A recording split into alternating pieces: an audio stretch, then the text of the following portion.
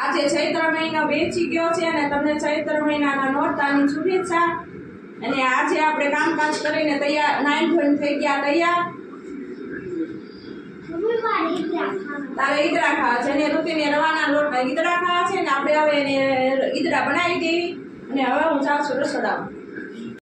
જો આપણે આમાં રવાનો લોટ ને મીઠું નાખીએ ને 1 કલાક છાશમાં પલાળવા દીધું છે ને આપણું મિશ્રણ થઈ ગયું તૈયાર ને હવે આપણે ટોપરા કરવા મૂકી દેવી છે અને આપણે ઈદડાનું જે ટોકરિયા મશીન એટલે આપણે એમાં નાખી દઈશું।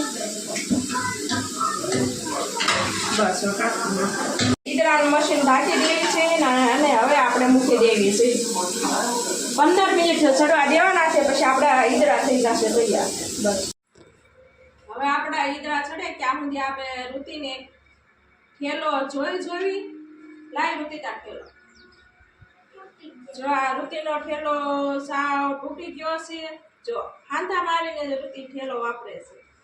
જો હવે આપણે આ ઠેલો નથી જોતો એટલે આપણે હવે નાખી દેવી છે અને હવે આપણે ઋતિને નવો ઠેલો અને બોટલ આપી છે। કેમ લાગ્યો ઋતિ? એને હવે તોડી ન નાખીએ જલ્દી હાલે। અને ઋતિના જો કેટલા બધા ચોપડા છે ઠેલો ન તૂટી જાય। જો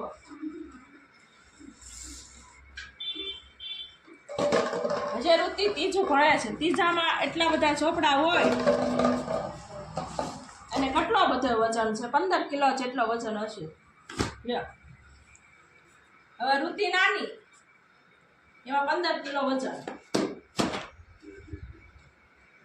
હવે ચોપડા ઓછા લઈ જાજો વજન ન લઈ જવાય એટલો બધો એના પાણી ભરીને લઈ જાજો બોટલ થઈ ગયું છે એટલે આપણે રાઈ નાખી દેવી જીરું નાખી દેવી અને આપણે મીઠો લીમડો નખાય એટલે આપણે કુકરમાં નાખી દેવી।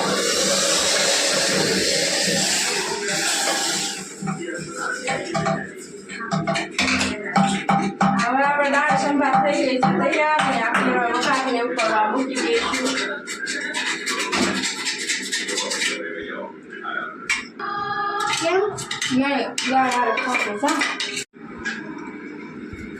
આપણે ઈદડા અને દાળનો સંભાર તૈયાર થઈ ગયો છે અને આપણે હવે જમવા બેસી ગયા છીએ।